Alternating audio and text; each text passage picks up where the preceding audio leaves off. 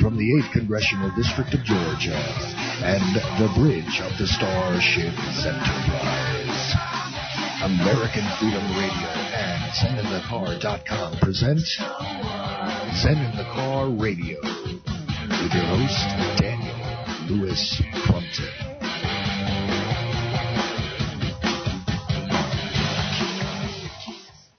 Come on, you guys have got to admit that is the catchiest introduction music in all of radio.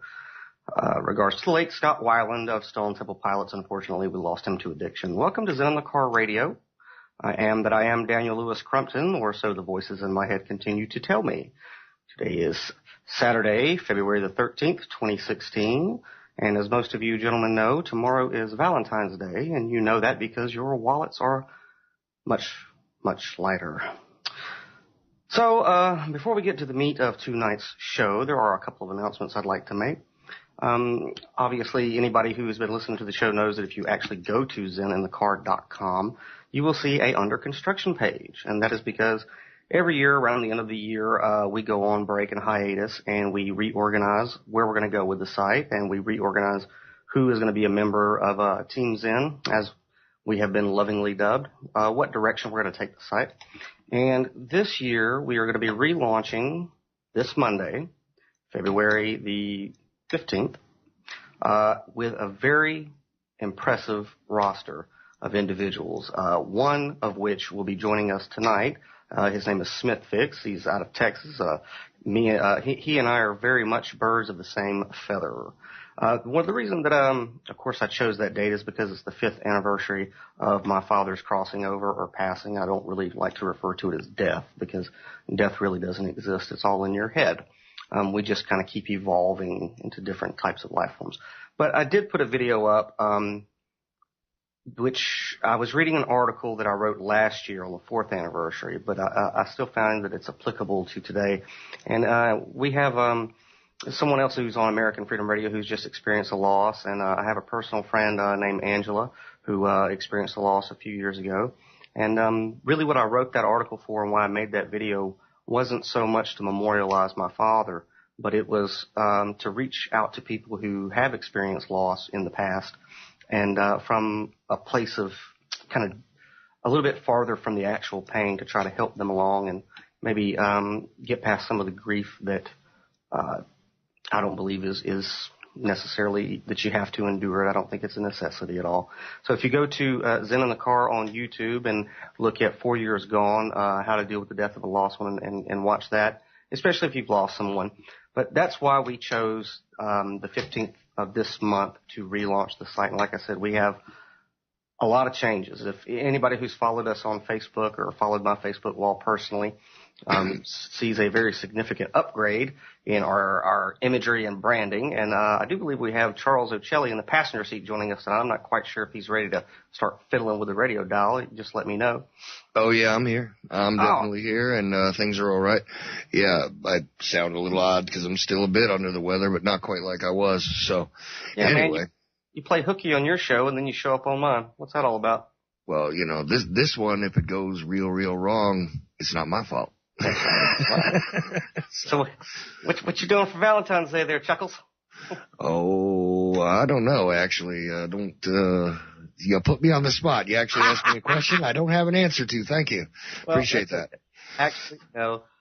Coincidentally, tomorrow is Valentine's Day. It's also my ex-wife's birthday, her 33rd birthday. And if she happens to be listening, I'd like to wish her a very happy birthday, happy Valentine's Day, and I hope that gravity is still treating you well. If my former mother-in-law is listening, I'd like to tell you to go fuck yourself, but I'm against bestiality and the unethical treatment of animals, so don't do that.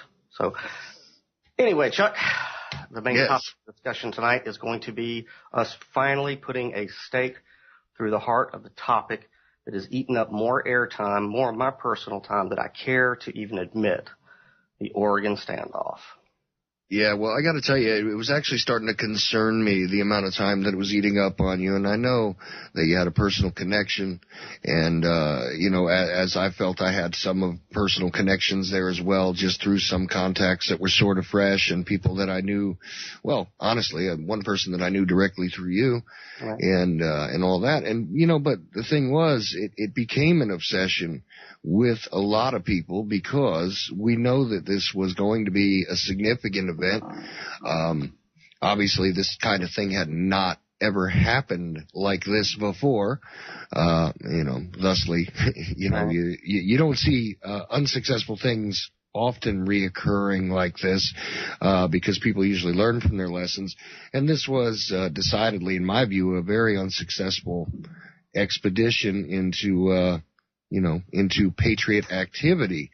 And I find it hard to even describe it that way because, look, and here's the interesting thing about it. It's, okay, I see a serious divide at this point where there are people that want to venerate the individuals who conceived this, who executed this, and who were swatted down by the authorities for their actions. Now, 9 times out of 10, I am more than happy to stand on the side of those who are challenging authority in a logical way, in a significant way, in a revolutionary sort of way, in an intellectually powerful way, in a way that will continue to resonate and live beyond the day, so to speak, right? Unfortunately, this is not what occurred. No. And I do want to make I've been asked, Chuck, that from about the first day or to the second day, I was still on the edge of whether or not I was going to support this thing or not. You know that from behind the scenes, to where I had to make that divide between my personal investments there, but also maintain an objective viewpoint. But it was very clear by the time we aired the second Zen in the Car radio what my position and your position was, which was that we didn't think this was the best idea, especially for the liberty movement. That was very clear. Right. Well, and here's the thing. It's not as though it emerged to us at the same time it emerged in the mainstream media. We were aware that people were going there. We were aware there was a call for more people to go. Right. And there was a significant group of individuals who also were skeptical and did not want to simply heed the call of somebody named Bundy. Right. That was basically what I heard. The Bundys need us again. The Bundys ride again, kind of. And I'm trying not to make jokes here, but I mean, there was kind of a thing that went out, and I don't even know where the call to action really began because I'm not in that part of the circle, let's just say, but we heard it. We knew that some of our friends heard it.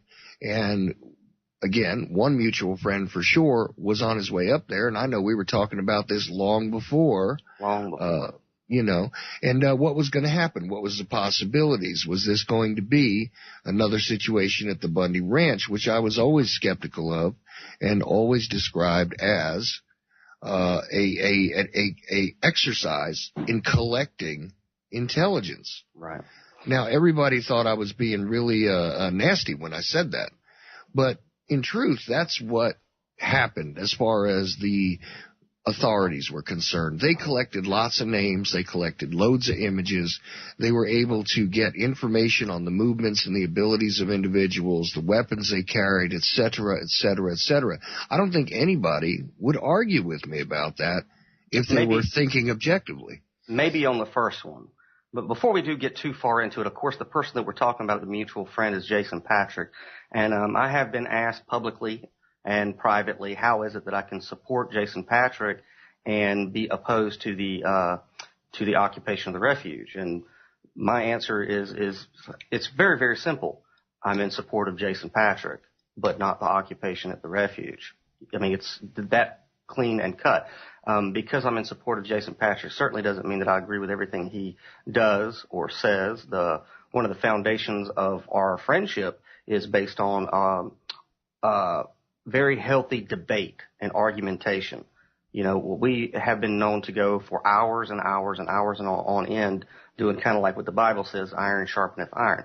So, do I agree with everything that Jason partook of? No. Do I know Jason personally? Yes. Do I believe he's a good man? No. I know he's a good man.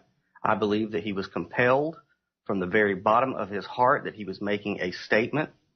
I believe that by the time I don't presume to speak for him, but I would assume that by the time he realized that there were other people who were who were involved with the occupation, were in it for ulterior motives, he was already dug in deep.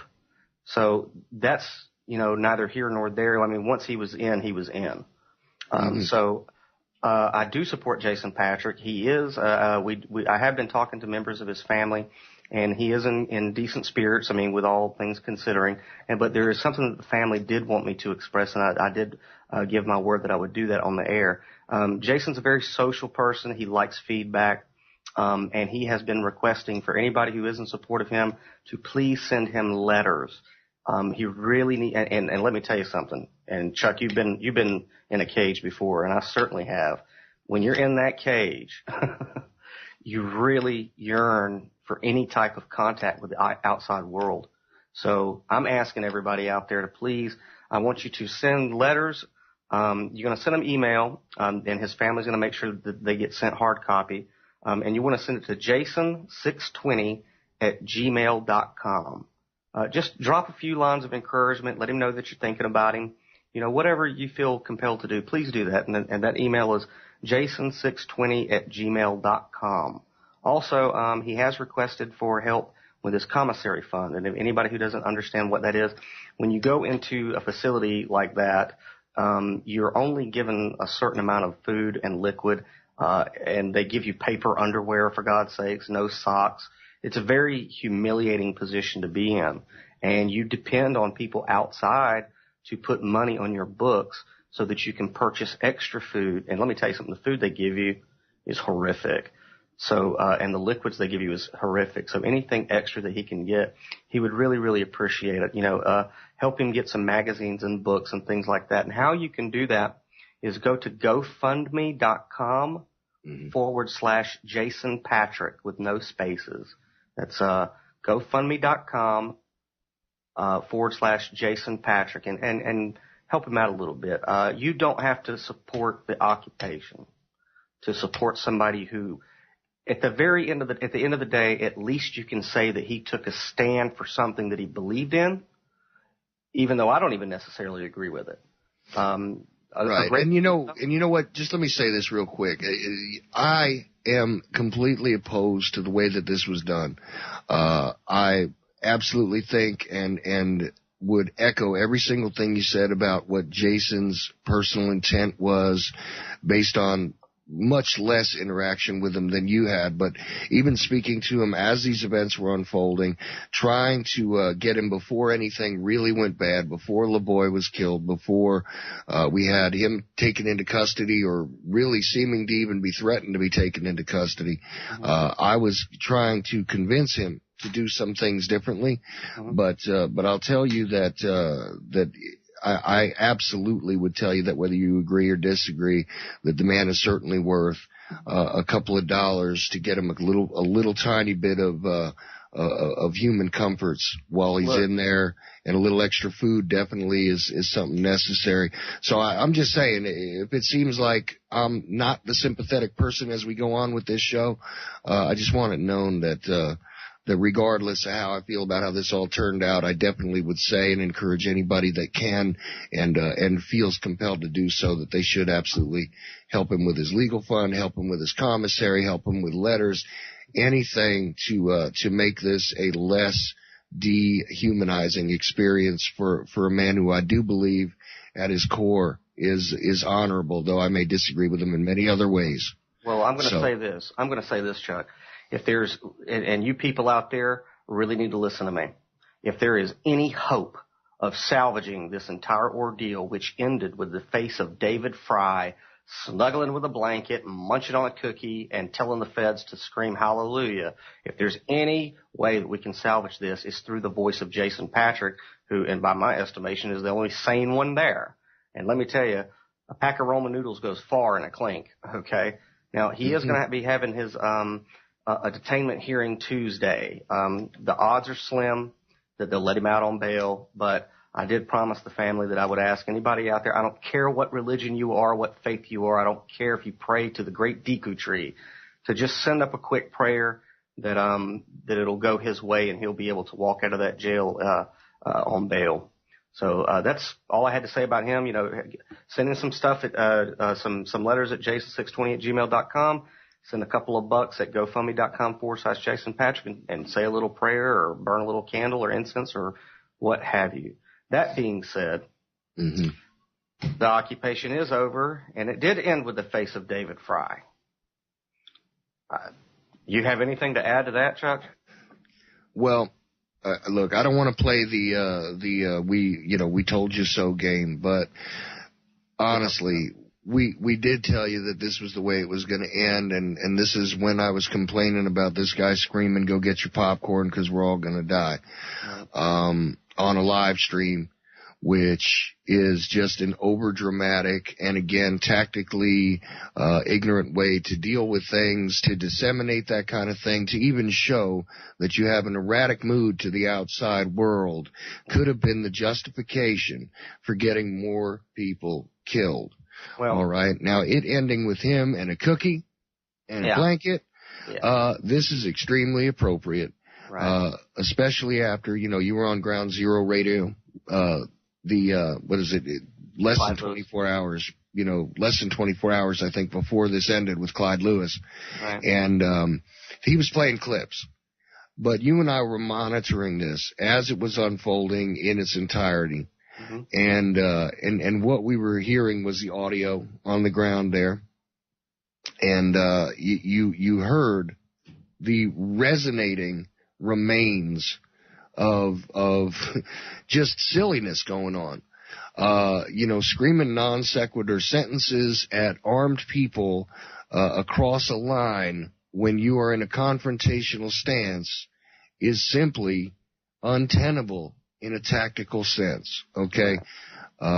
Do I agree that maybe Obama is an evil person? Do I agree that the Federal Reserve is a problem? Do I agree that our liberties are being trounced upon? Sure, but if you smash all those things together into one large sentence, you sound very much like the guy who's screaming about the monkeys at the zoo 200 miles away trying to scratch at his brain. Okay, you're not making sense, you're not being coherent, and as much as they were exercising their Second Amendment right, they were very much utilizing their First Amendment right to show people what it sounds like when you speak as, almost in a schizophrenic manner. Right. And I think that it was actually the perfect final words for the whole thing, because the whole event was really schizophrenic, very much thrown together from the outside observer's point of view.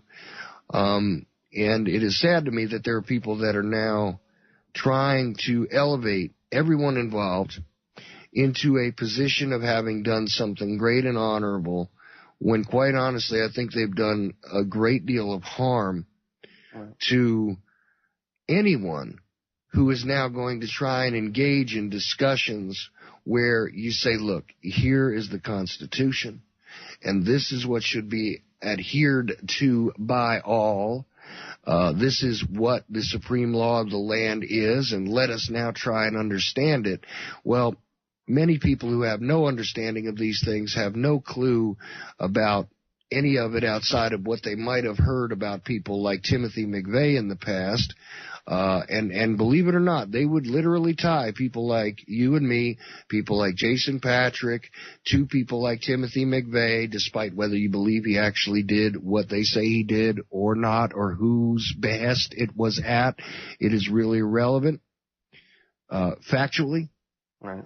Forever after, there is now a very serious decrease in the level of seriousness that someone will try and engage this conversation if they are not part of the understanding, if they haven't been engaged in it before. So trying to begin new conversations, new dialogues with people who need to be informed has now been quite quite damaged. I have no other word for it. I mean, I know it sounds like I'm being a little simple and maybe I'm still under the weather here, but it does come down to some very simple things that happen. And I wonder where you want to take it from, because like I said, we heard about this a few months before. We knew about it when they got there, and, at first they were trying to deal with the situation directly involving the Hammonds, and then it de-escalated into something that was, well, we know how it all ended, so. Well, I've been on multiple radio programs and have said, anybody can find out what I've got to say about the situation. I think the most condensed and best version of where I stand on it was on Ground Zero with Clyde Lewis, which that video is up on Zen in the Car on YouTube. But here's where I stand in a nutshell. Do I understand the frustration of the people who took a stand or occupy, whatever, take a stand in Oregon? Yeah, I understand the frustration. We've all been abused by the system. I understand the frustration. I really, really do.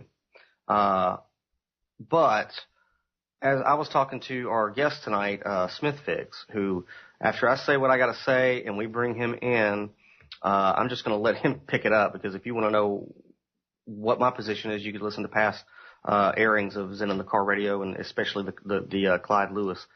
But I was talking to him about an attorney out in Texas that likes to use a visual aid whenever he goes in to talk to a jury. And he always carries a wooden stool that has 3 legs. And essentially what he does is he said, look, if I can tear down one leg from this stool, the stool will not stand.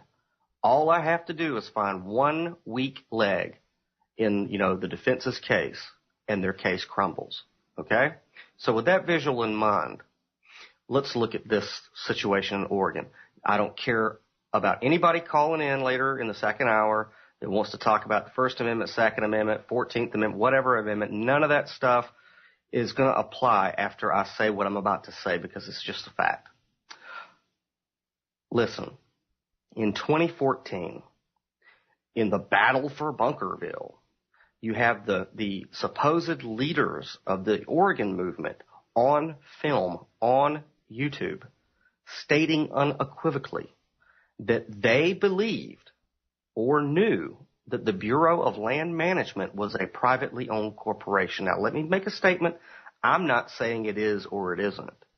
Okay? Now, my research shows that it is.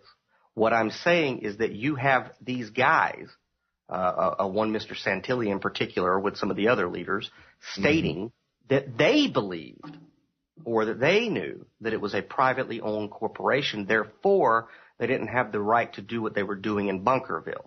That was in 2014. So, in 2016, they use Article 1, Section 8, Clause 17, which by their interpretation says that the federal government can't own land anywhere, 10 square miles outside of D.C., and it has to be for forts, ports, and magazines. I'm not even saying that interpretation is correct, but let's go ahead and give them that bone. Well, wait, okay? Daniel, do us a favor, though, because here's a missed point often, and you think a little bit ahead of a lot of people on this. So I want you to take this back a little bit and explain what the significance of the fact that they're stating that the BLM is a privately owned corporation. What would that matter here? In the events that unfolded at the Bundy Ranch, that acknowledgement was there. Why is that of any significance to the first event? Well, let's start with the first event. Why is that of significance in the first event? Because basically, and I'll just pull from Santilli's own words, they were making the case, and I could maybe drop a link. Well, I would drop it in the chat room, but it looks like the chat room's having some issues. Is that the BLM has no arrest powers because it is a privately owned company. Now, that was the context of the conversation that was on film. Mm-hmm. And I'm in the chat room, by the way, so you can reload it, and it does work for people listening. There's about 4 people in there right now, so but go ahead. Basically, the basis of the argument was that in 2014 that the BLM had no arrest powers and had no essential powers to act as the federal government because they weren't, essentially, okay? So when you superimpose that on 2016, now these same guys are saying that it is the federal government. And what I made the comparison on Ground Zero the other night was, look, it's either one or the other, and you guys have already stated that you believe that it's a privately owned corporation, so that is willfulness in the eyes of the court. You know, in order for the state to move against you, they have to prove willfulness, that you knowingly failed to perform a moral duty, you know, et cetera, et cetera. So the equivalent is, if I don't like the chemicals that, say, Coca-Cola puts in their sodas, like aspartame, the equivalent of what they did with the refuge is me going into a Coca-Cola bottling facility, taking it over with weapons, and then using Coca-Cola trucks and equipment and forklifts to destroy Coca-Cola property because I don't like what they're doing, and then hold up the Constitution and say, well, Article 1, Section 8, Clause 17 gives me the authority to do this. And it's the same thing. Because you can't in 2014 say that it's a privately owned corporation, and then in 2016 you're going to base your entire occupation and protest on that. So that's the one wooden leg that was holding the stool up, and now that leg is gone. Well, right. So what this means is that and I'm just listening to what you're saying and trying to leave any of my own personal views out of it. What this means is that at one point during a confrontation with an agency, this group of individuals and the assumed group of individuals who wind up extending themselves into Oregon, allegedly under the same type of pretense, right? Mm-hmm. At one point say that they are faced with dealing with a private corporation. And we're not even going to argue whether that's correct or not. Your research says it is, but let's just leave that alone and just take them at their word. But when faced with a very similar situation, they have now chosen to evoke the method of dealing with them as if they were a government agency a year later, basically. Right. I mean, it can't get any simpler than that. So in one case, dealing with the same organization, it's a private corporation. The next, it's a government agency. Right. You can't pick and choose. You can't have your cake and eat it too. Oh, no, it's one or the other. I'm just making sure we made that nice and clear. Okay, thank you. Go ahead. All right, so what we're doing now is we're waiting for our guest to come. Like I said, I told Smithfix before he came on, I said, I'm going to put it in cruise control because, quite frankly, I'm tired of talking about Oregon. I'm glad it's over. You know, I can't wait until next week when I can have a different show, but I do want to tie this up, nail this down, put it to bed, put it to rest.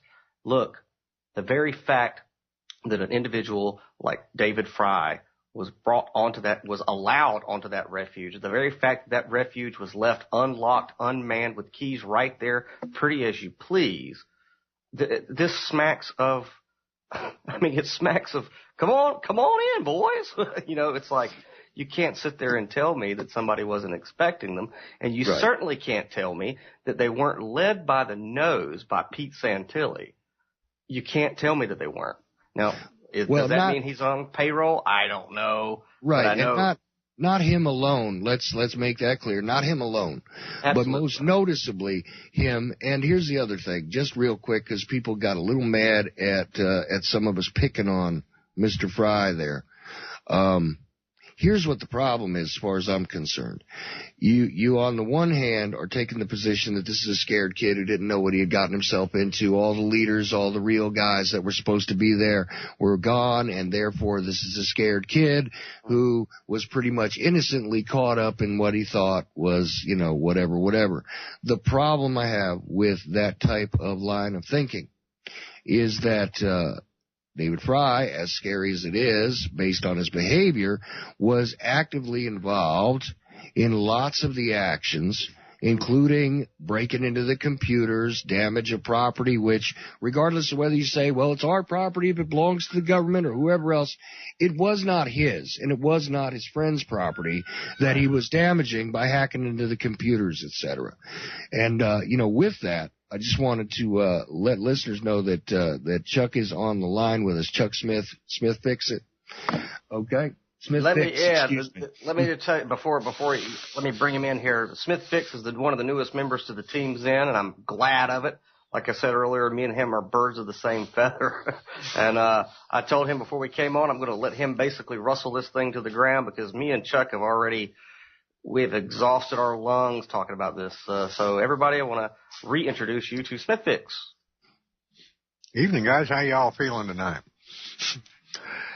Well, I'm a bit sick, sir, but I'm here, and I took my own show off 2 days, but I thought that this was important enough to put a final punctuation mark on, that I had to come on here and do this with you, and I'm very, very proud and happy that you'll be joining this rather interesting team of individuals that are going to speak out from various points of view, all with the same types of goals in mind, and the conversation and the evolution, if you will, of various things that need to be done to change a lot of situations.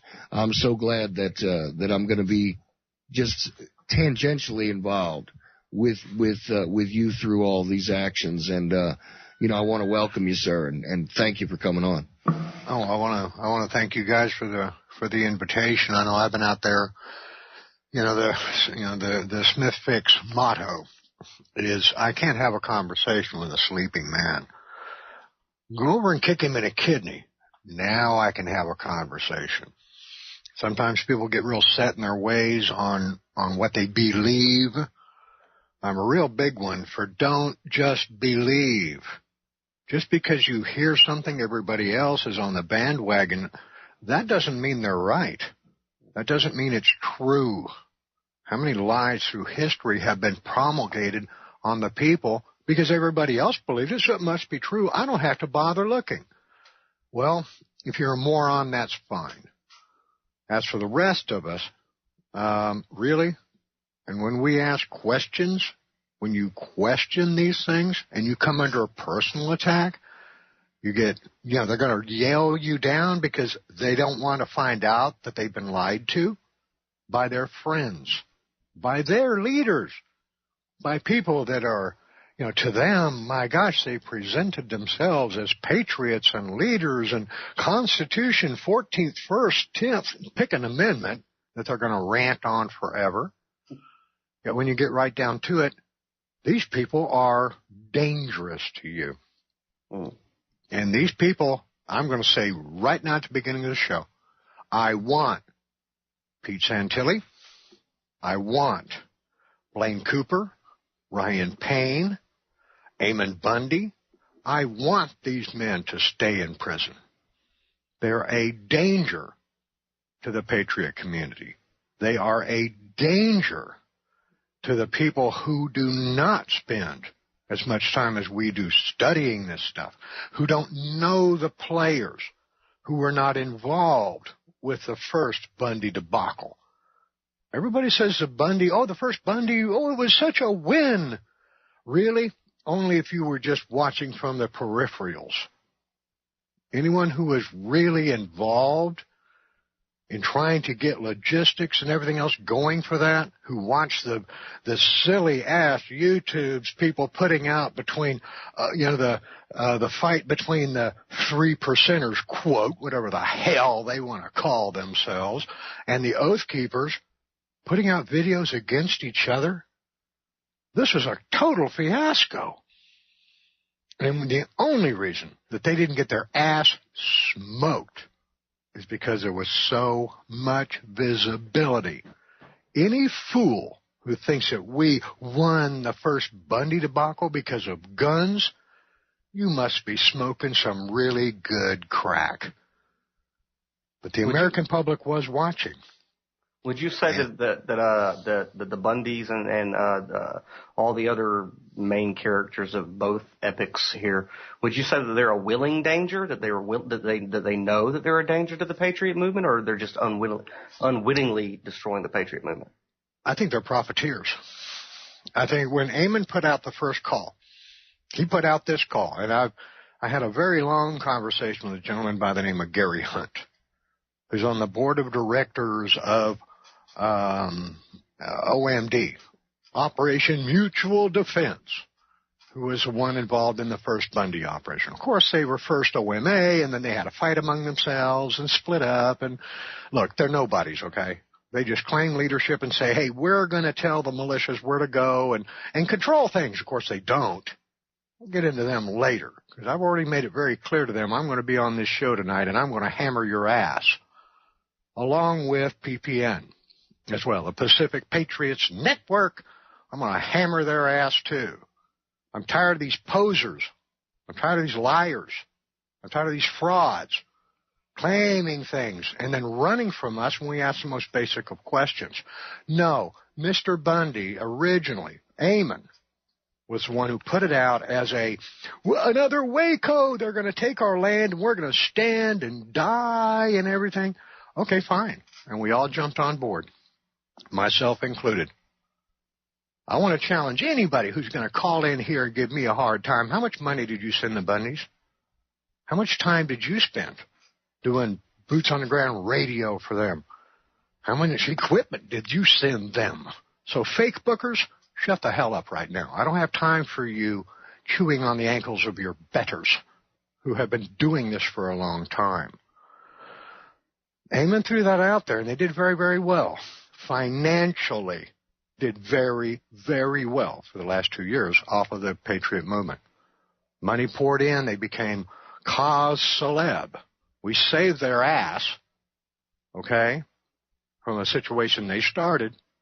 But it was organic. It was sincere the first time. This time, it was a total construct for profiteering.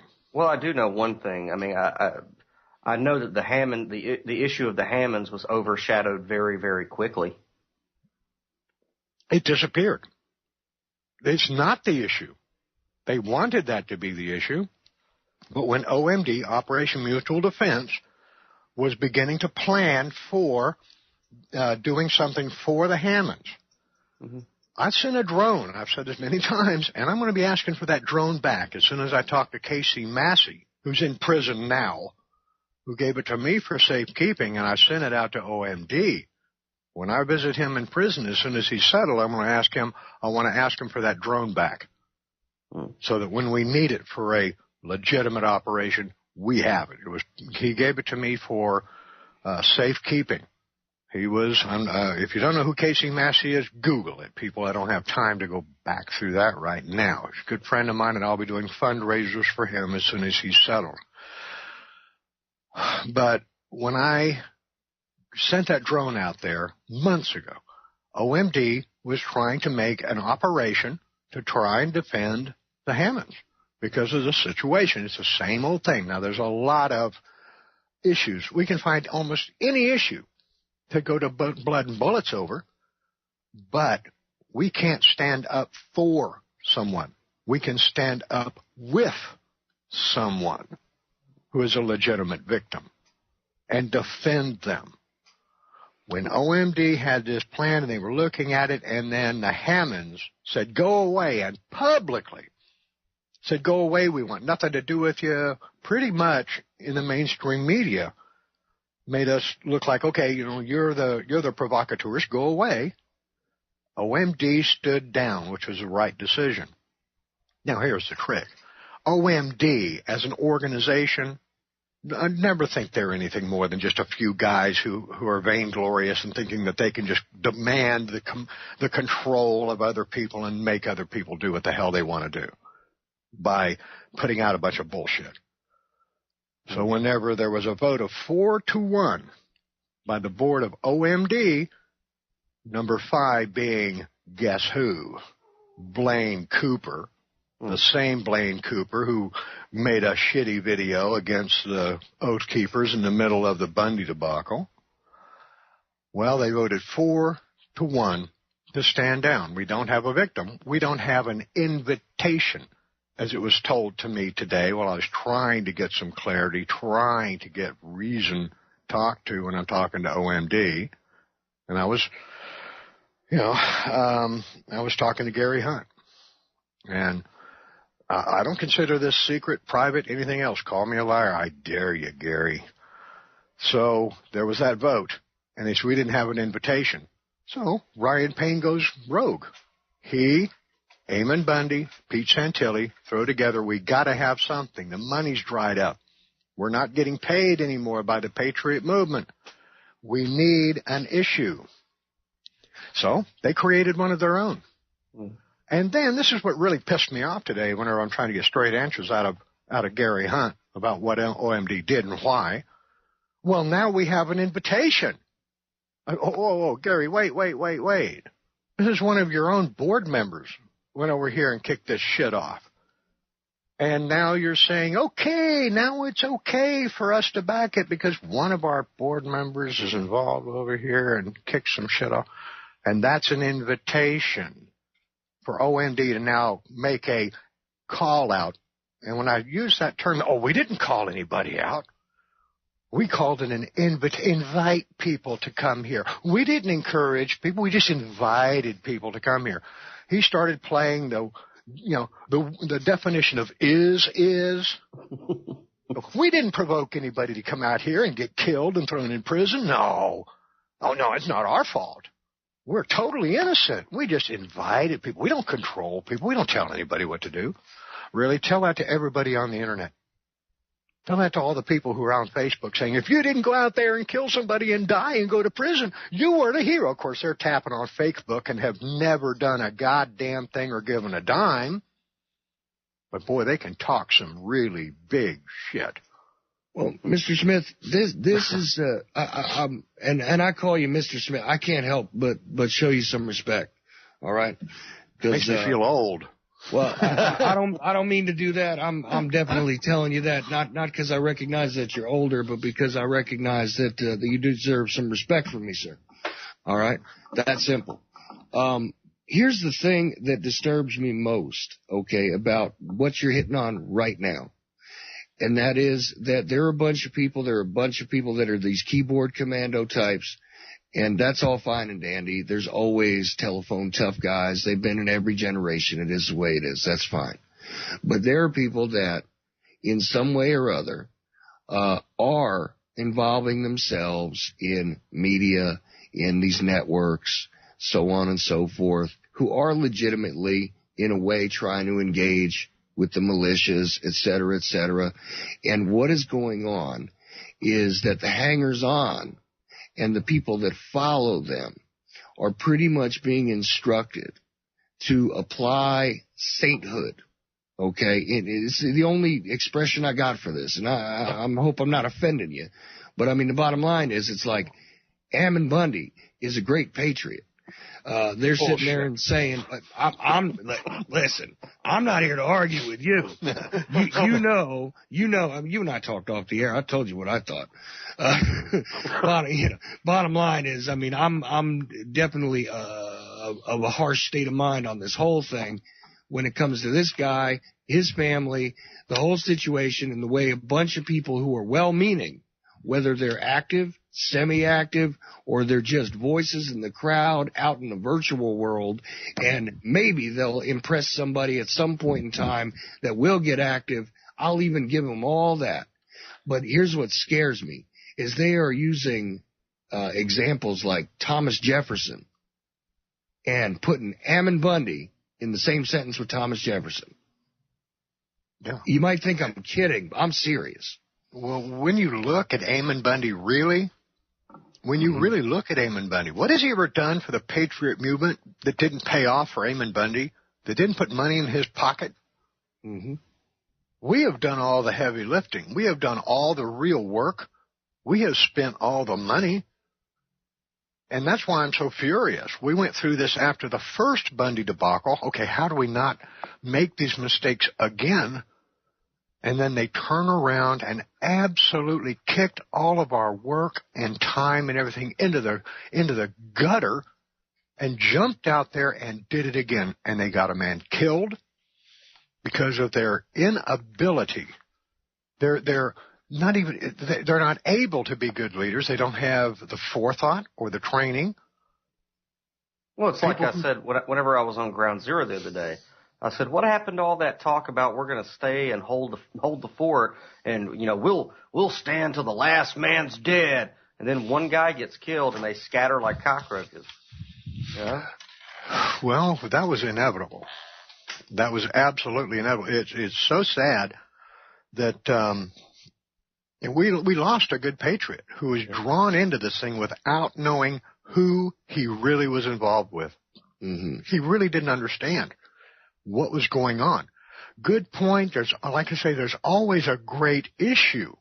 There's always something there's so many ways that we're being attacked by our government. So many threats to our liberty and everything from our government that there's myriad. But to take a man who's well-spoken, nice guy, and use him, shove him up there and pump him up and just, here you go, sacrificial lamb. Mm-hmm. Had he any experience in this kind of stuff at all, when you put your face that big out there, you don't go out without media, independent media, all over you to protect you. And that was not the case here. Your AR, your little pistol, you're dead. You're nothing. That's bullshit. Real protection comes from visibility, where they can't hide exactly what happened. Right. This whole fiasco are the cause of these men who are the initial ones thrown in prison, and they need to stay there. I feel so sorry for the fools that followed them out there. These lemmings that, you scream patriot and wave a flag, and here they come. I get to have my face on Facebook and look cool for a while. Yeah, boy, you're going to do 6 years in prison plus now. Sorry. See, one of the concerns that I have is that in the future, if there is a legitimate cause where someone's civil liberties are being violated, and a militia or a group of other liberty activists or patriots are needed to actually make a real stand, my fear is that now, it's going to be so, especially after this, going to be so shattered that nobody's going to show up. They're going to say, this is another Oregon thing and it's just not worth it.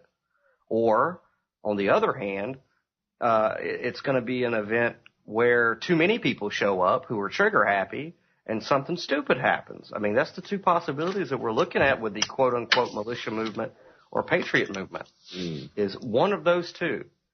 It's let me bring it to a microcosm to tell you what I've been dealing with right here in Texas. I looked at what was going on and said, okay, I was trying to retire from this, pretty much go galt. Bought a boat, tired of it, all the money, all the time. I'm really tired. Comment and stuff, but this thing came up and it juiced me back in again. Started looking at Texas, and we've got two borders where everybody's trying to juice up a fight. We've got our northern border where BLM is supposedly screwing over these ranchers. Well, sorry guys, stand down now on my northern border. Okay? If you want to know why, touch base with me, but a bunch of ranchers who are getting so much money already in subsidies who aren't going to stand up with you are not somebody that I'm going to waste my time with. Been there, done that. Know the truth behind it. Our southern border is such a hairball. You want to fight on two sides? You want to fight the cartels on one side and your own government on the other when you go down there? That's the two sides I have here in Texas. What's more important is we realize first we have to have proper leadership. First, we have to have men who have common sense, who have the training. If it comes to guns, don't go to the guns. First off, leave that out. Thank you. How about we look at common sense first and have people that you trust, who are well thought out, who are educated in the issues, who can first try and solve things without the gun. If the first thing that people say is we got to go there with our guns, that's a damn fool who needs to just be ostracized. Well, it's like I always say my pen is my sword and my keyboard is my AR-15. We got about 10 minutes before the first break, Smithfix. I'd like you to address the entire issue of citizens, grand juries, and self-appointed judges before we hit that breaks wall. Okay, before? Yeah, it's easy.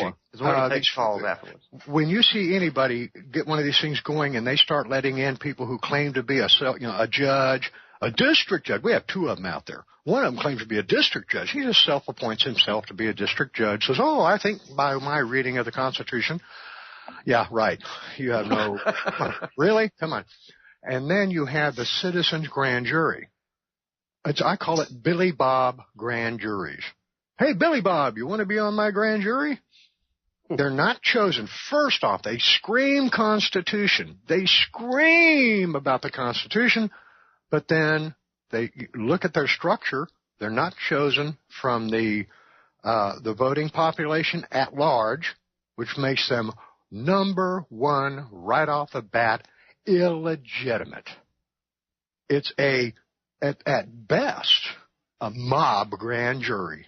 So I call them Billy Bob grand juries. And where their guns are going to come from to enforce a damn thing they say? And people spend so much time. Here's an excuse that people use. I don't have time to do a radio show. I don't have time to help you with anything. I'm too busy studying the minutiae of bullshit that people put out there instead of doing something really productive or giving a dime to really help. I'm too busy studying something so esoteric that I call it mental masturbation. That's all they do. Yeah. So when we come back, I'm hoping to have provoked enough people out there and poked OMD and PPN. I'm hoping to have kicked them in the kidneys hard enough that they'll actually have the balls to call in. So we need to roll through callers. I'm telling you callers right now, and I've asked the host to please, if you take us off of the subject we're dealing with today, which is the leadership of the so-called 3%ers, PPN, all these people who claim to lead, and the questioning of their ability. If you're going to defend them, good. If you're going to start talking about, oh, the BLM did this, so what are we going to do? Well, you wait later. We'll have time to talk about what we're going to do. But we got to put this baby to bed so we stop these provocateurs and these profiteers from wasting our patriots. All right, and anybody who does want... Now, hold on, Daniel, because we already got one caller in the queue, and I haven't even given out the number yet. So here you go, people. This is the number. It is 218-339-8525. Once again, that is 218-339-8525, okay? And here's the other point. Yes, stick to the subject, but I'm going to tell you something else. I'm also going to be quick on the cutoff if we're going to get into unproductive, talking over people. You'll have a discussion. I'm not going to have you just come on to rant and scream or anything like that. You'll have a discussion. It can be heated, but you got to allow other people to speak. Otherwise, I'll put you on hold first. I'll try and explain to you to control yourself, and then if you can't, you're gone. Actually, Chuck, look, I'm a stickler for people interrupting it. Look, if you got something to say, let Smithfix make his statement, and when he's done, then you speak. Because nobody's going to accomplish anything by speaking over each other, especially with expletives. So that's yes. And make your point, brother. Anybody who calls in, make your point. We're here to have a conversation. Absolutely. But don't take us off of the subject matter and waste a bunch of our airtime. We don't have unlimited airtime. Right. Speak to the point. Speak concisely as best you can. And I'm asking you to show enough courtesy to allow whoever is answering you to answer you and to have a conversation. I think that's pretty straightforward. And I think that's fair, don't you guys? I think the best thing that we could do with taking calls is try to find solutions rather than try to cut each other to death. That would be nice too, but I can't expect the world. Let's learn. All right, guys. Absolutely. So 218-339-8525. Once again, 218-339-8525. Stick with us through the break. We'll be right back with Zen in the Car Radio on AmericanFreedomRadio.com.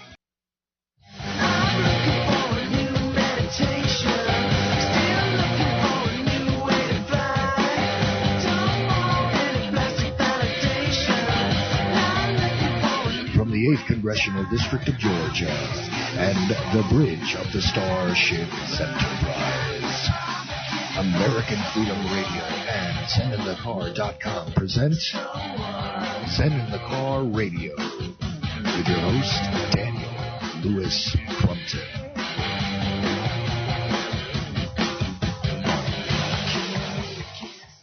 Psychiatrists call me Daniel Louis Crumpton. Welcome back to Zen in the Car Radio. I am joined by Chuck Ochelli of the Ochelli Effect and Ochelli.com. If you guys haven't checked out Ochelli.com, please go and do that right now. Not only can you get tons of free downloadable stuff, you can get some exclusive behind-the-scenes content you're not going to get anywhere else. It's only $6.99 a month. It's worth it. It's like a Starbucks. So please go check out Ochelli.com.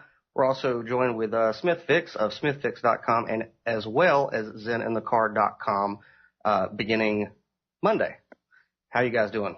Sorry about the cough, guys. I hit my mute button to cough, and it was already muted. No worries. Well, we took the first hour. We took the first hour to kind of lay the groundwork. We've already exhausted just about everything that we have to say about Oregon, and we said we was going to open up the caller lines for the second hour and let anybody who disagrees or doesn't disagree with either Smithfix, Ochelli, or myself speak your piece. Please be respectful. Please do not interrupt. Allow the other person to make their point, and then you make your point. Right. Chuck's at the button, and he's going to be quick to cut you off if you violate any of those ordinances. So let's just have a conversation. Put our feet up a little bit and realize we're all a bunch of passionate animals. That's right. And we can see things differently at different times. We walk in here. We're all on the same page, just maybe a different paragraph. So we're not enemies of each other. Our enemy is our government. So let's have conversation. Let's open up and, guys, call in. If you disagree with me, it's not like we're enemies or something. Relax a little bit. And bottom line, if we don't have enough callers, we'll get to talk about what do we really do now rather than bitching about it. I'm hoping we'll get to that. So absolutely. Let's take the first caller. Well, wait, before we do that, I want to give out the number one more time, give everybody a chance because, you know, sometimes they say it goes by too fast and they forget and they don't want to wait on the line. So here you go. 218-339-8525. So 218-33-985-25. Okay? Very simple. 339-8525, 218 area code. And I'm going to kick this just one more time before we get to those callers because I want to give those guys a chance to hear that because the stream is a little behind what I just said. Here's the thing. The last point that I wanted to get to before we went into the break is this. When people outside of any of these circles, not even tangentially involved, examine this from the outside, what I'm finding is that all of the things that were shown in the mainstream media and the alleged alternative that was allowed to be there, during this whole situation, it seems to me as though, and I want you guys to correct me because I'm hoping I'm wrong, but it seems to me as though it fed directly into the characterization that is ever present about individuals who talk about the Constitution, who say that the Second Amendment is a rather important thing to maintain, who say that they want to discuss their Constitution, their rights, exactly how, you know, the direction of this country has gone downhill. I mean, explain to me, gentlemen, either one of you, in fact, how this served to do anything other than feed the negative stereotype that is given to anybody who takes action, who speaks out, and speaks in this way about these topics. Because to me, all it did was reinforce the idea of individuals that seemed unbalanced toward the end, people that were misguided and doing things that were disruptive and problematic, not for the point of making a point, mind you, but simply because They're dangerous, misguided, armed individuals. And really, a lot of restraint was shown by the federal government and their people, okay? This is the way it played off, as far as I'm concerned, to the outside world, because a whole lot more guys could have gotten shot during a lot of these events. I mean, it is very sad and terrible that Mr. Finicum is gone, because by all accounts, I can't find a way to say that this was a bad man, that this was a crazy man, that this was the kind of man who deserved to be lumped into a category like domestic terrorist. Okay, all of that. Can you guys tell me in what way the public viewing of this did anything but feed that kind of negative notion among people outside? Only to our own. Only to the ones who are already aware. Only to us who are really, really, really watching and commenting, and it is our thing. Did this in any way mean anything to anyone? Walk down your block, knock on a door, and ask a neighbor, "Are you aware of what happened out in Oregon?" And watch them look at you and go, "What? Oh, that thing. Oh, you mean those guys who took over a bird sanctuary?" Mm. So it was a total fail. As winning hearts and minds of mom and pop America, it was a total fail. And all we did was lose patriots. That's my opinion. Maybe someone else can show me where I'm wrong, but I'm not seeing any great awakening from this one. Well, I'll tell you what it made me do is take my name completely out of the Liberty Movement's hat. I'm no longer a part of the Liberty Movement. I'm a part of the individual movement, and you can't join. I don't want to have anything to do with it. That's why I'm hoping there's some 3%ers listening tonight, because I think the 3%er logo, banner, whatever you want to call it, I think it has been so vilified now, so besmirched, so destroyed for any credibility that I am about to make sure that I don't want the 3%er label ever put with me.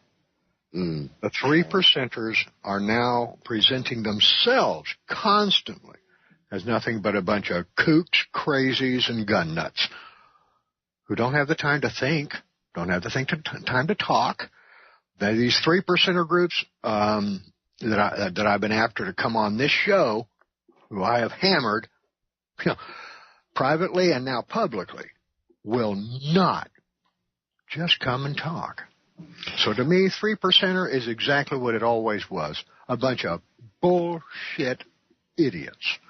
And with that token, and with that notion, let's make the calls. Right. Open some lines. with that notion in mind, and of course, obviously touching on the Second Amendment once again, how about you guys utilize your First Amendment at 218-339-8525, and we'll take the first caller on the board, which is the 620 area code. You're on the air on Zen in the Car Radio with Chuck Smith, Chuck Ochelli, and Daniel Louis Crumpton. Good evening to you. You're live. You're okay. On air. 620. Okay, you're on there. All right. I'll tell you what I'm going to do, 620. Maybe you had something muted and you weren't ready for me because you were on hold the longest. I'll put you back on hold. And if you want to come on, hear me out, you can hang around and I'll come back to you, okay? So let's try the 615 area code. You're on the air on Zen in the Car Radio with Chuck Smith, Chuck Ochelli, and Daniel Louis Crumpton. Maybe they got the listening line and the talk line wrong. That's odd. All right. Well, let's just put you back on. Well, let's try this. Let's bring them into the green room, make sure that they're alive and a breathing human being. Maybe that their knuckles aren't dragging across the floor. And, a friend of mine just PM'd me. Go back to the one you just had. Sam, what's your first, he's listening to me. Sam, what's your first, your area code? One of my buddies was just there and he was doing something sideline. Okay. Well, maybe what was it? The 615? 615. Yeah, go to 615. This is a buddy of mine and a real good guy, by the way. let's see here. And a little bit of nepotism here, guys, but, what the hell? You can't show favoritism to your friends. Gotcha. 615, you're on the air. Hello. Sam, unmute your damn mic. Nothing. Okay, he's having trouble. We have a technical issue, guys. Oh, okay. Well, let me fix that. I'll put you back on hold, 615, because now we got more calls and I'm not getting them. So it could be our issue. Hey, we're not Fox News, guys. Folks, we are not Fox News. No. We operate on a shoestring budget that we have to take out of our families' mouths to pay for. We don't have virtually any support in the most part. I'm gonna let me go on my why don't you tithe to liberty rant here for a minute. All you people who are listening to this and you're out there on Facebook and you think you've got such a goddamn opinion, I want you to start showing me your work. My name is Chuck Smith. I live in Crowley, Texas. My cell phone number is 817-688-0079. I don't want you to give me a damn dime. I do what I do because it's what I do. But these guys here, hell, they're younger than I am. They've got kids at home. Are you going to support them? Are you going to support somebody? If you can't show me what you have done for the liberty movement other than run your fingers across a keyboard, don't think you deserve an opinion. You don't. You really don't. You don't count in any way. And while these guys are trying to figure out what's going on with the platform, I want you to really take a look at yourselves. Walk in and look in the mirror. And when your grandchild asks you, Daddy, Granddad, how did we get here? When they have no liberties whatsoever, are you going to honestly be able to say, sweetheart, I tried. Let me show you what your granddaddy tried to do or your daddy tried to do. Are you going to be able to show them anything other than you just bitched and told other people what ought to happen, what we ought to do, what they ought to do? Or are you going to be able to show them what you did, that you tried to talk to people, that you aided people financially, that you were willing to really be involved, and if you don't have any money, you gave time to help outreach to make something happen positive? The biggest problem we have in the liberty movement is most people are nothing but talk, pure talk. I think right now it's extremely important that those out there who are in the former liberty movement really support alternative media because right now we're all you got. I mean, we are really all that you got, and I can tell you that we're trying to find solutions. We're really trying to find solutions, especially here at American Freedom Radio. We're not trying to scare you and frighten you into sending us money because World War III is right around the corner, but we are really the only thing that you got left because this Oregon thing kind of killed it. Hear me? Yep, I got you now. Okay. Sorry about that, Daniel. I didn't mean to cut you off with the caller, but I wanted to make sure he got in. This is the 620 area code. Sorry about that technical problem, but we hear you now. Okay, this is Donald Cole. I live in Kansas, and Chuck and I were talking. We were communicating in Facebook today, and he asked me to be one of the callers. Before I get to the main gist of it, I want to briefly say, I knew McVeigh. I drank a lot of coffee with that guy in Harrington, Kansas, and we had a lot of conversations, and I tried really hard to prevent that episode. I contacted the FBI, met with them in secret. There were plenty of attempts made on my life, so I've earned the right to speak. And I was asked by the defense for McVeigh to speak in his behalf, and I refused that because I did not agree with the action. That let me out of the responsibility to testify for the prosecution. Now, to this Oregon thing. In a way, it's the same thing. The leaders did not seek a solution that would have public support. We've got to have that. We cannot get into these actions without getting the support of mom and pop at home. the ones that aren't armed and ready and dangerous and all of that. Right. I mean, I thought we were going to have more disagree. episodes. I thought we were going to disagree, my friend. Go ahead. You're doing great. Yeah, We're not going to disagree. No arguments with a single thing that he said from me so far. Daniel, how about you? No, I'm good. Okay. Go ahead. Well, we are going to have many more episodes in our lifetime where we've got to rise up against the government.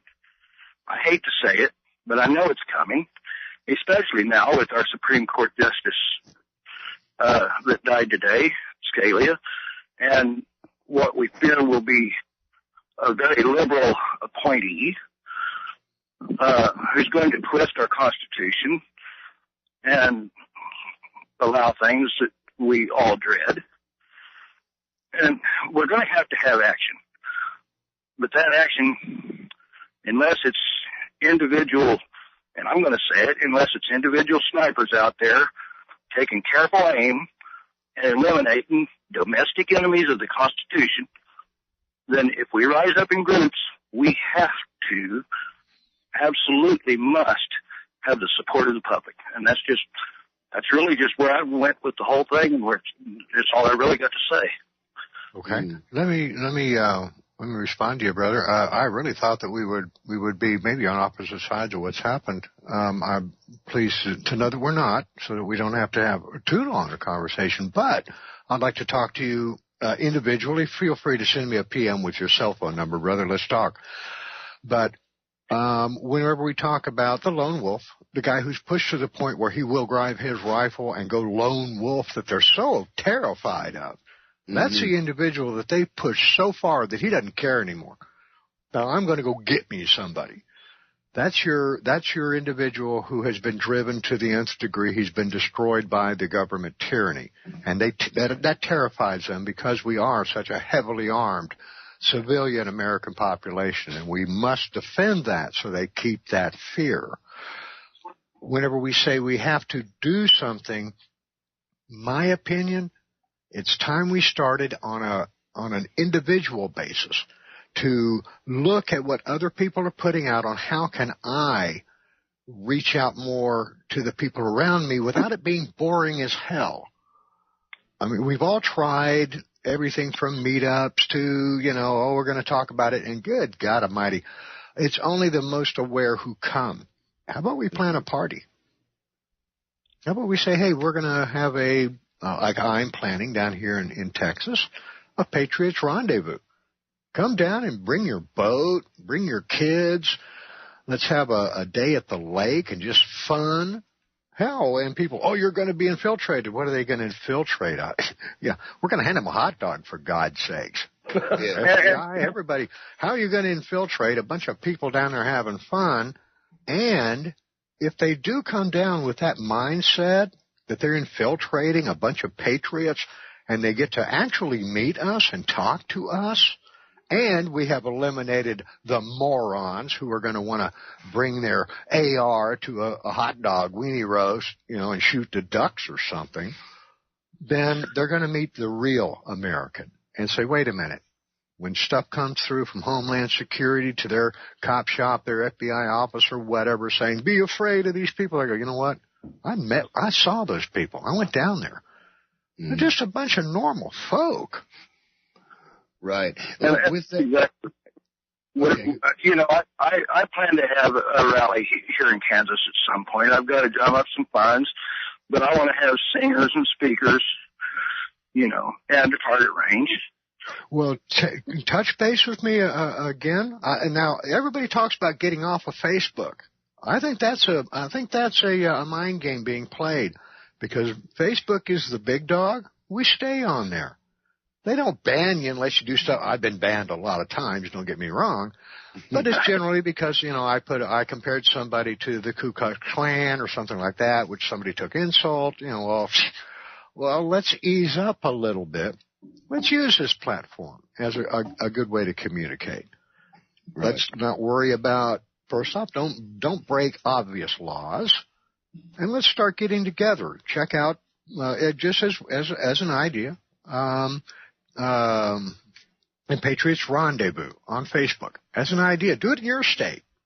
Patriots Rendezvous, anybody can do. Mine is called Occupy Lake Whitney. Oh, boy, people have said, oh, don't call it Occupy. Why not? It's Occupy, laugh out loud, And let's have some fun. Right. But don't make it boring. If you don't get the women and the kids and the family involved, you're not going to get the man. Exactly. I'll tell you what. Auxiliary. And I'll tell you what, I'm gonna put you on hold, caller. I want to come back to you because I want to get to some of the other people on the line and see what they have to say. So hang on there.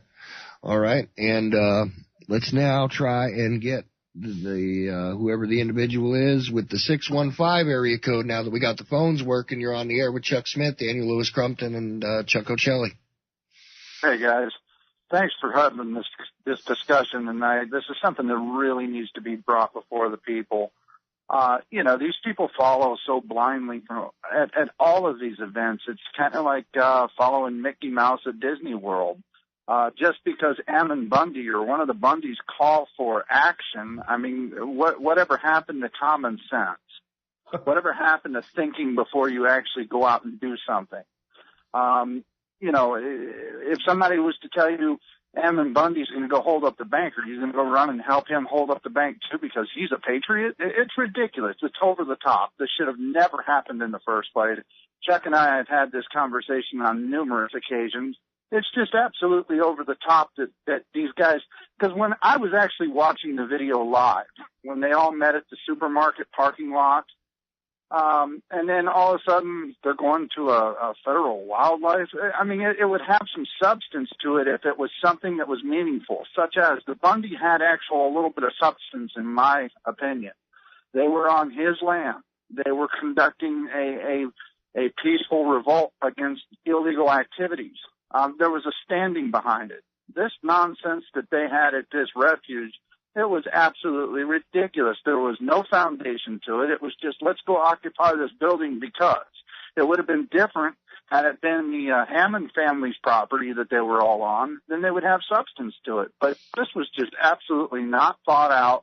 It was not any kind of, as Chuck and I just, discussed, they have no, meaningful media that's independent that's going to follow this stuff. I mean, Santilli, he gives too much of his insight. Shut your mouth, shut up, and let people make their own conclusions. We don't need another Fox News independent. Sorry, We've got too many of them now. Amen and amen. It's interesting here. I really thought we were going to get a little more of a negative reaction like you get whenever you criticize one of these, I'm sorry to use the term, but it seems to fit, sacred cows in the Patriot movement. This is the way that I'm getting handled on social media, but it seems as though those guys are not showing up. So if you want to, and you're hearing this and you're saying, listen, I got another point to add and you think it's valid, the number one more time is 218-339-8525. And, the phones are working. Let me tell you what the real thing is.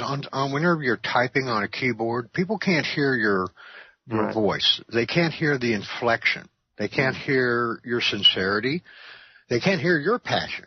They have passion. We all do. That's one of our big problems. But when you're typing back and forth, they might be tongue-in-cheek and you take it seriously, or vice versa. And so when they hear us speaking and we talk and they realize, wait a minute, this is not what I thought I was hearing on Facebook through a keyboard. Yep. They realize, maybe I'll think about this a little bit more before I call in. I don't want to discourage people from calling in like we're going to argue with you. We just want to ask the questions. If you can come up with a defense or a reasoned thought, we want to kick it around. Teach us. We don't know everything. We want to know if there's something we've missed. Because very often, as radio hosts, we will learn from our audience things that we don't know, and that's what really breaks off in us sometime. But I wanted to make a point here with Sam while I've got him on here, who is a friend of mine. Sam, have you seen any of the paperwork that they keep promising that they had absconded with out of and you're all over the internet. Sam is one of those computer guru types. Have you seen any of this stuff that they keep promising us? And I'll enlighten you a little bit more. Another dig on OMD about that supposed paperwork that they have. Have you seen anything that they have put out that's the secret stuff that, they planned America's destruction right here in, the Boonersville, Oregon? Have you seen that? I haven't seen anything. The only thing I have seen is rhetoric and BS from so many people online who think that they're so in touch with what's going on because, I follow everything that goes on because I watch Facebook, exclusively. You know the kind I'm talking about. It's ridiculous. I do. Who appointed you the expert and, that you're some kind of a part of a movement because you follow Facebook postings? It's just ludicrous and over the top. Facebook news. Of all the crazy places to get your news sources, Facebook? Really? I had a conversation, as I mentioned a couple of times, with Gary Hunt today, and it really irritated hell out of me. It really did. And I tried to ask him, where's that paperwork? Oh, well, I've got it. I said, why haven't you released it? Well, I'm sorting through it, and it's going to take me a long time, and I've got to, you wouldn't be able to understand it. I said, excuse me? I have friends who are pretty high-powered, and I happen to drop the name of Dr. Roger Roots, who I've had on my radio show a couple of times, one of the nation's top men in constitutional law, a legitimate expert, not some fake. And he is possibly going to be part of the defense team for the Bundys. I happened to call him because I wanted to get his input on these two judges and their bullshit common law juries out there. He was here in Texas. He'd moved down here. And I called him, and he is coming back from Lavoie's funeral. I said, excuse me? He said, yeah, we just left the funeral. I said, what the hell are you doing out there? He said, well, I moved out here a while back, and it was close enough that I came on out here. And I said, boy, that puts me in an odd situation. I want your future possible clients to stay in prison. But so when I talk to these people out here, it's a whole damn thing is ridiculous. And here's OMD leadership, Operation Mutual Defense, this guy who writes a blog, but he's so biased. He is so blind. He is so insular in his thinking that I'm beginning to think the guy's a sociopath, to be honest. I hope you hear this, Gary. I'm beginning to think you're a sociopath. Can I pop in here for just another second, and I'll bow out of here, let someone else have some airtime with you. Just two things. One, are you aware that Gary Hunt was, and this is confirmed by someone else that I know I trust? Be very careful. Be real careful, Sam. Do me a favor. Be very careful with I think you're about to say without nailing that absolutely to the wall.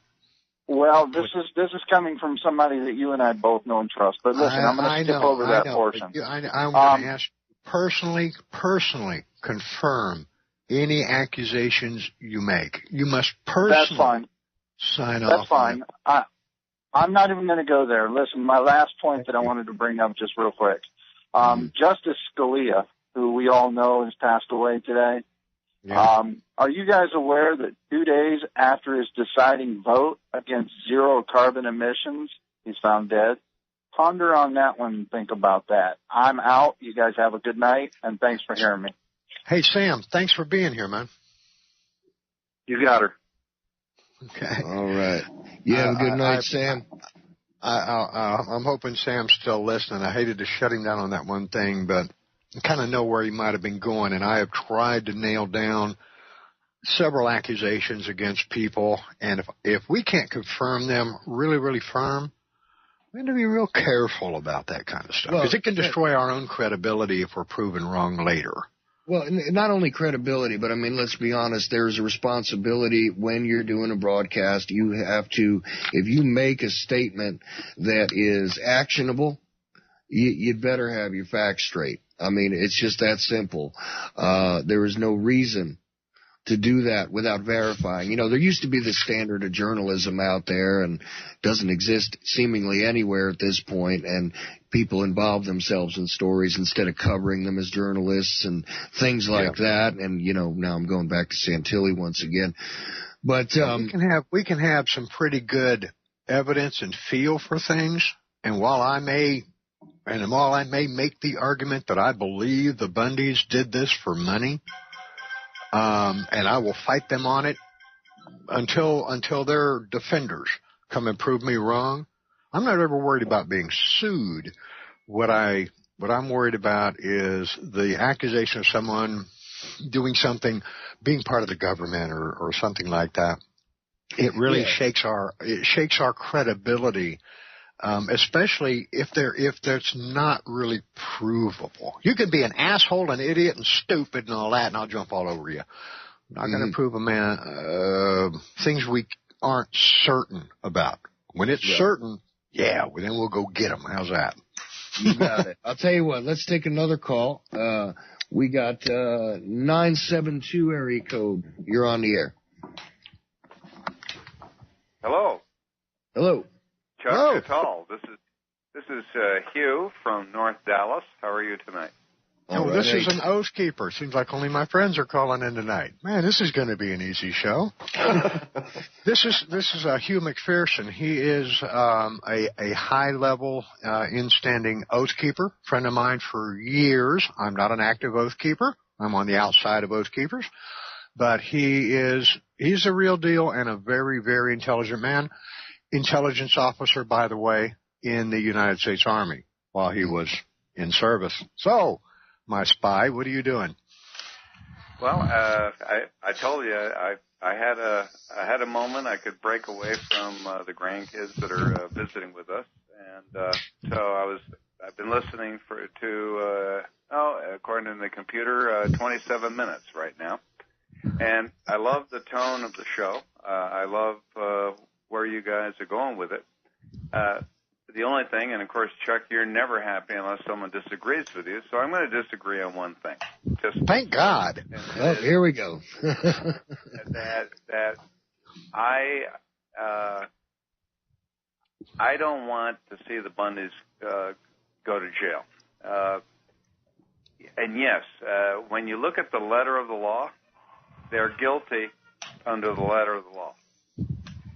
But under the spirit of the law, that's where I would like them to have fantastic, great lawyers.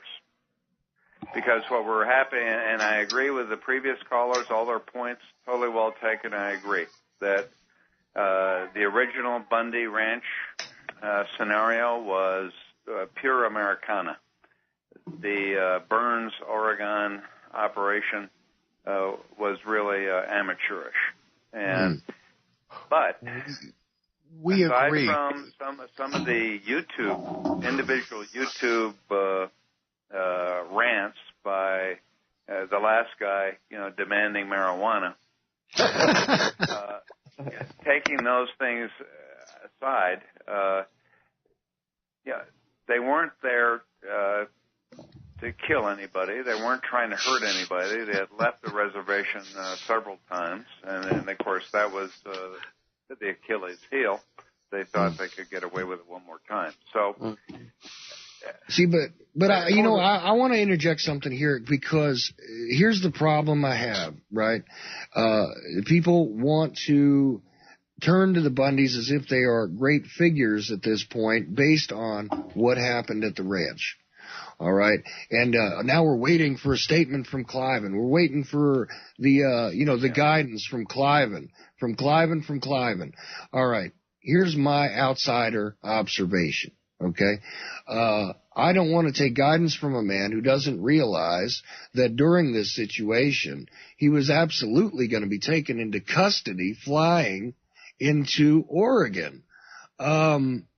if he didn't know that, I mean, if that wasn't part of his plan, I don't know, maybe it was. Yeah. But to me, that was like, if you wanted to get arrested, that's exactly what you would do. Given the situation with the TSA and everything else, I recognize, that the man should have had the ability to go check on his son, see what was going on. But to take tactical advice from a man who got taken into custody in that way, and that's just the latest example. But to take tactical advice or to take word on high from this guy, why is nobody questioning that, seemingly? Why is nobody questioning whether, there was a legitimate grievance to begin with and things went well? Because I'll tell you one thing about the Bundy Ranch thing, regardless of the infighting that occurred and all of this other, disarray that did erupt, nobody was killed. Well, let me clarify a little bit about what Hugh said, because this is something that I have to clarify this and make it very clear so I can turn around and use the rest of the audio, because people will cut things out of this and say that we were on the government side against the Bundys. No, I don't want them to go to prison for the charges that they're charged with. That's why when I was talking to Dr. Roger Roots, who may be part of their defense strategy, I said, you put me in a weird situation here. How am I going to, if I have to go back on air, have you on to talk about the stupidity of their idiots out there at Bundy Ranch or the reserve with their grand juries and all this stuff, which is why I called him, and come to find out he's out there and maybe part of their defense strategy. And I told him I want them to have the very best defense possible. I don't want to know that, so we'll have to avoid that issue. I don't want them going to prison for what they're charged for. I want them in prison, because if there were a charge for stupidity, for greed, for malfeasance of claiming leadership, that's what I want them in prison for. I want them just gone. I want them out where if they're free, Hugh, if these people are free, they will do this again. They did it the first Bundy Ranch. We chalked it up to amateurs, and we were all learning. We were all amateurs. We were all new to this kind of situation. But the second time... Go ahead, Hugh. Yeah, well, I'm going to say, and of course, I am not the official spokesman for Oath Keepers by any stretch. I've worked with them for years. I respect the organization. Right, I do too. But I will say that it's common knowledge between those that are active within our group that number one, that after the first the Bundy situation out in Nevada, we learned very quickly, and Oath Keepers was instrumental in becoming an appetite suppressant agent there, because when we went in, we were confronted with groups of people, which are the patriots that previous callers and you were talking about earlier. And Oath Keepers requires that you be a professional. There is no Oath Keeper. We're all active or retired veterans or law enforcement or first responders. But let me focus on, I'm retired military, and I've been in combat, and I've been on classified dark operations. I understand the full gamut of things. And the one thing and of course I had the privilege of working with JSOC during Noriega's arrest in Panama in '89. When you work with true professionals, the bravado is reserved only within that group when we have the luxury of having a beer together and pat ourselves on the shoulder, because it's normally classified and you can't share it. So you're never going to go to the local bar in Burns and share these stories. My point is this. That's what we're missing. And Oath Keepers demands, and what we're trying to reach out and do, what I'm pushing for is communicate with all groups. But if you really want to be meaningful, then come into our fold. It doesn't mean you have to quit being a part of that other group. But at least we hope that you're going to learn what professionalism, quiet professionalism is. And leadership. Believe me, I know quiet professionals that will, that if you see them on the street, you just, what? He can do this, he can do that. Yes, they exist.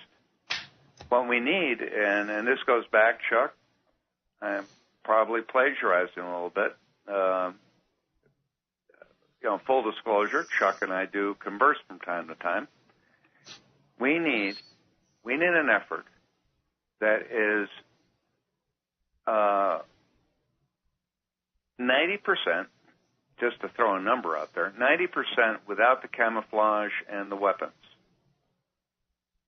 And there may be those events that pop up where weapons and a demonstration, as in the original Bundy situation, required. Mm-hmm. But we were reacting. I would tell you, the Patriot movement, all were in reactionary mode. A professional always has contingency planning. So right now we know enough. And by the way, I rest in peace, Justice Scalia. But now we know that we have a major problem coming down, because now the Supreme Court is heavily leaning toward the ideological side that does not favor those of us who believe in the Constitution or the Republic. So we have to work, and your previous caller made an excellent comment. We got to reach the average American. And we got to do it in ways that they understand. And I much prefer just they meeting me either with a, depending on where I am, in a T-shirt or at Chuck's event in a swimsuit or in a coat and tie, wherever it might be. In Austin, we need to work with our elected representatives, work within the system.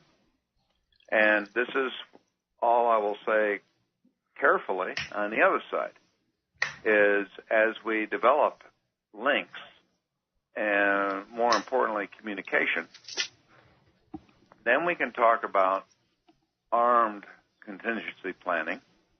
And I have no problem, if the NSA needs me to send them a cleaner, directly recorded tape, I will. And the message is this. Thomas Jefferson told us the tree of liberty must be refreshed from time to time with the blood of patriots. Hear, hear. Yeah.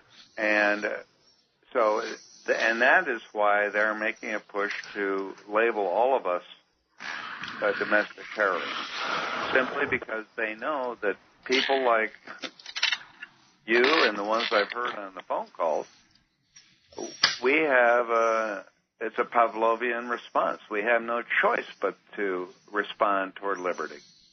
I'm here this weekend with my 5.5-year-old granddaughter and 2-year-old grandson. And yeah, to your point, Chuck, I'm very clear on they will either remember me telling them about it, but I expect to be telling them about how we won the republic back. I mean, that's my game plan. But until then, yeah. So my message, I guess, and I got to get off the soapbox, is most of the Patriot people and the ones I see on Facebook, well-intentioned, but like was said, mostly full of talk and no action, and typically unprofessional, in my view, because I never planned anything or hurt anybody because I hated them. All I have to do is know that we're in the middle of a game, like Cold War, and you and I are on opposite sides. So it's simply my job to neutralize you. And that's the game we're playing with the federal government. And we do have the home court advantage.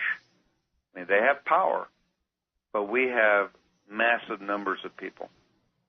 So I would suggest we need to get working within our states. Think 10th Amendment. Work within our states.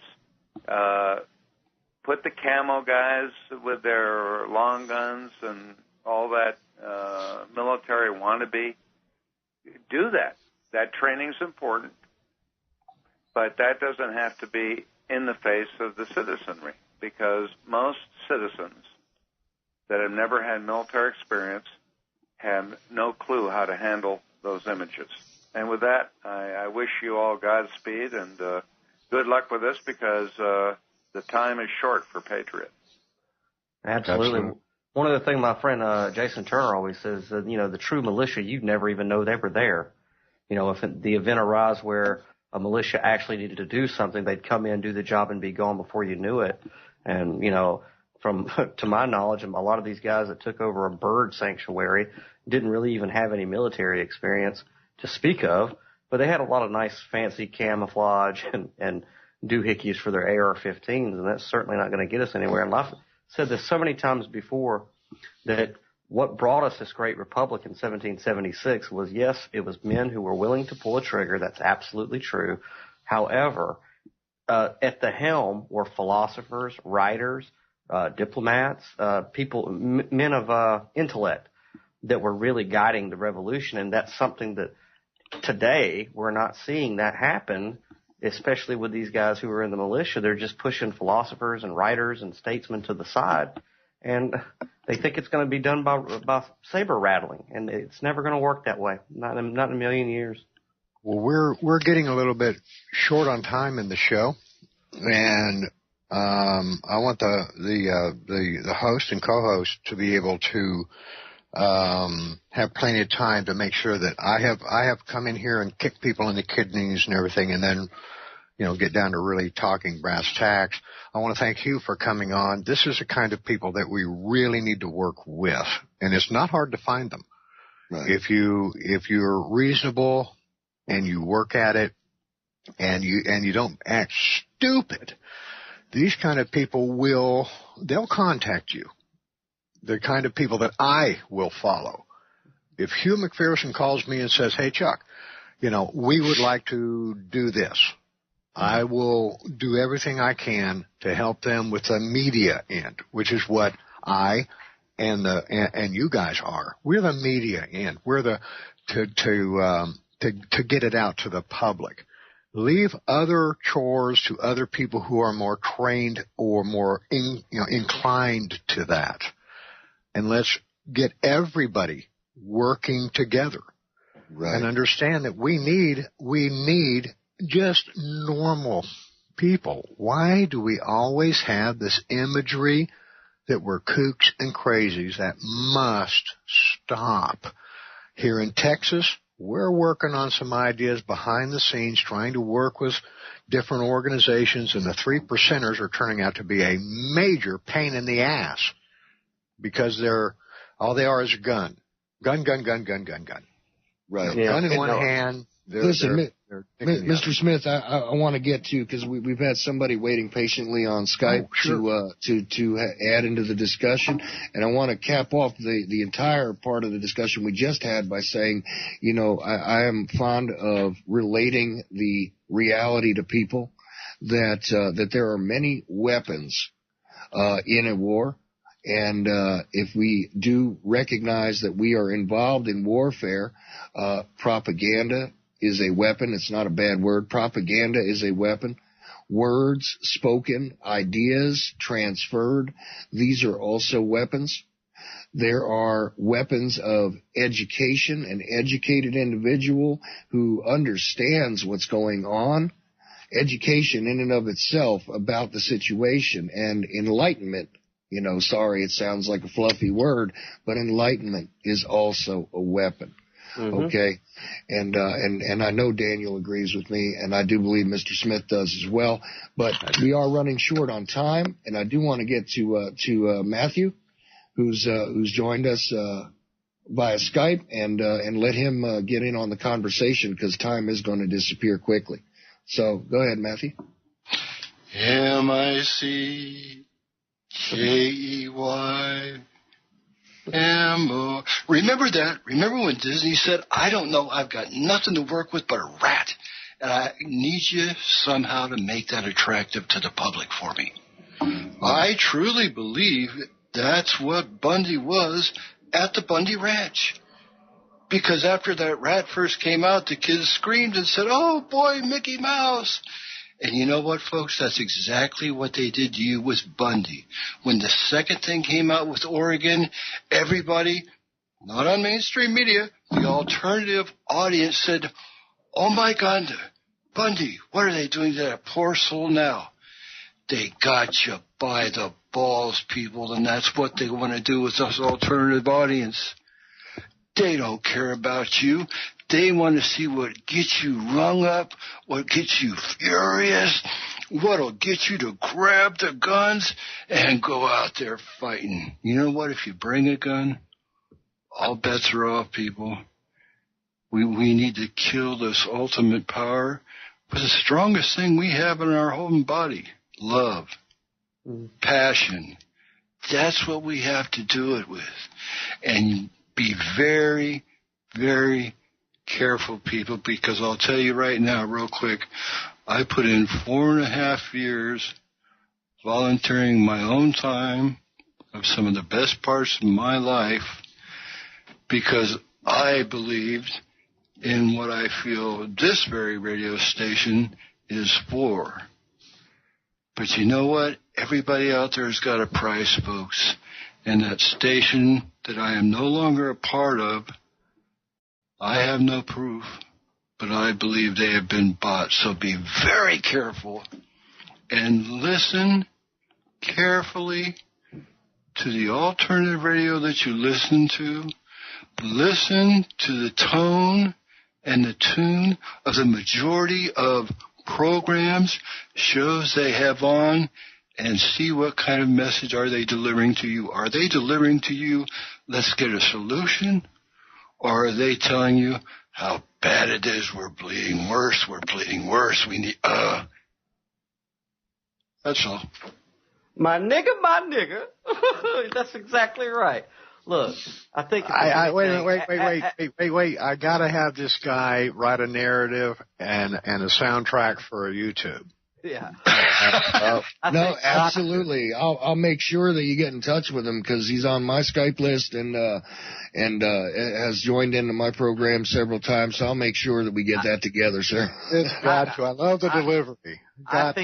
I think that right there was the perfect way to wind the show down, because if there is anything that we can salvage from this whole mess, it's that now that people who were hesitant to jump into freedom and liberty and the Constitution and all that good stuff, now they're going to have to be forced towards people like us who are more thinkers, more like Matthew was saying, people who are, we're not going to win this with guns. We're going to have to win it with passion, with enlightenment, with intellect, with compassion, empathy, sympathy. Those are the things that we're going to have to win it with. And now people like ourselves, like tonight, for example, this was a very civil show. No one raised their voice at each other. We didn't have to go out there with a bullhorn to get our points across. All of us were very civil, very well-mannered in the way that we presented our points. Yeah, sure, we pepper it with a little bit of expletives here and there. But for the most part, this is the future. This type of interaction is the future for this country. And now the people who are out there who are clearly looking at Oregon going, well, that didn't work out. That was bullshit. Now they're going to have to look to people like us and listen to what we have to say. And if any of us can get bought out, then I hope that all of you will hold me accountable if I ever get bought out, you know, and I would hope that you'd wish the same on your end, that we keep each other correct. I mean, am I off the wall with that, or is it, I think that's the silver lining in the cloud of this entire mess, is that now we are a viable option. People who don't want to pull a frickin' trigger first and think that we can fix this. Yeah, it's a broken system, but you could fix it. We could still fix it. So I think that's the silver lining. And I think that, you know, if we're going to wrap this whole Oregon thing up nice and neat, that's the one thing we need to pull. We need solutions now. This is Daniel Louis Crumpton with Zen in the Car. I was joined by Smithfix. How you doing, Smith? And thank you for joining Team Zen. Well, I want to, I'm gonna leave it to you guys to close out the show after a very short extra for Smithfix. If I have kicked people in the shins, if I've kicked people in the kidneys, it's simply because I want to engage them in conversation at their own level to anger them enough where these people who are frothing at the mouth, you challenge them enough and finally get them on air, get them to talking on the cell phone when you give them your number, and they realize we're not enemies. We're on the same page, just different paragraphs. Guys, thank you so much for the invitation to come on tonight. Thank you. Anytime. And Chuck Ochelli from the Ochelli Effect, Ochelli.com. You can only hear this type of discussion on American Freedom Radio. We will see you next Saturday. News and information you can trust. This is American Freedom Radio. Freedom, American Freedom Radio. American Freedom Radio.